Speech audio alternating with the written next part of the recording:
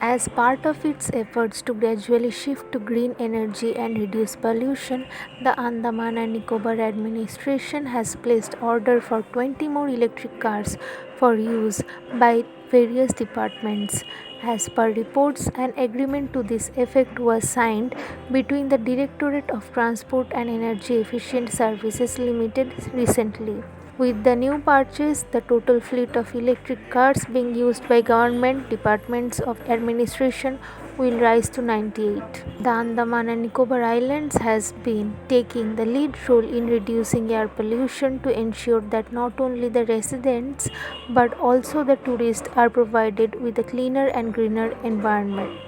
Earlier in June this year, the Andaman and Nicobar administration inducted 70 electric cars for the use of 34 departments and divisions. The Secretariat establishment of Andaman and Nicobar administration had already started operating 20 electric cars.